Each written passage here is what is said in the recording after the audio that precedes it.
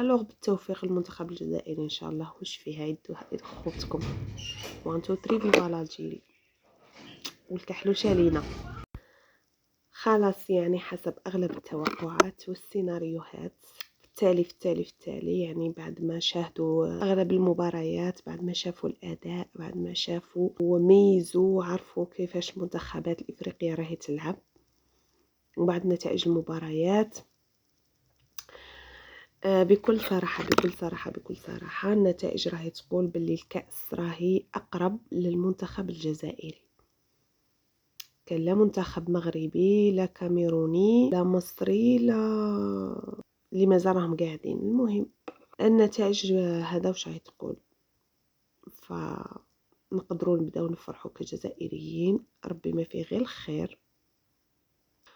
خرجنا بخطة تحكيمية غير عادلة، فضيحة تحكيمية كما قلنا لكم، وهذه هي. كي تكثر الفضائح التحكيمية تخرج المنتخبات القوية.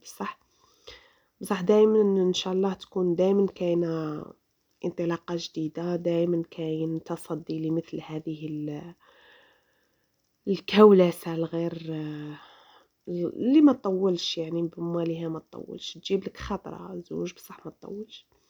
فما تعرفوا يعني الجزائر راح تجيب الكاس من المغرب كما جاتو من مصر، ويعاد السيناريو، تعاد الفرحة، والجزائريين يستاهلوا يعني هذه الفرحة العظيمة انك تجيب الكاس من عند واحد الناس اللي هما دائما يصفقوا لخسارتك. ولو انه يعني احنا على بالنا باللي المغرب ساعة يشجعونا ساعة يدوروا علينا، مناش دائما احنا وياهم، ولكن انا نشمو في ريحة الكاس راه جاي، مازال راه راجع مع الجزائر.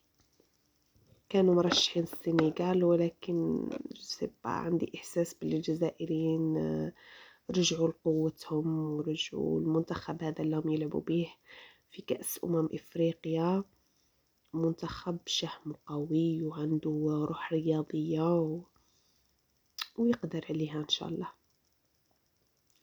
الجميع كان متوقع انه المغرب تدي الكاس، ما احنا كنا متوقعين، ما احنا كنا نشوف في المغرب منتخب قوي ومنتخب رائع، ولكن للاسف المغرب كنا نشوف فيها راهي تلعب في الاتجاه المعاكس درك، راهي تتجه لحلول غير مهمة.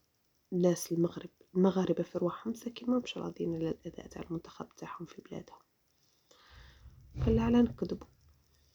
الوغ بالتوفيق المنتخب الجزائري ان شاء الله. واش فيها يدو خوتكم 1 2 3 فيفا لاجيري والكحلوشه لينا.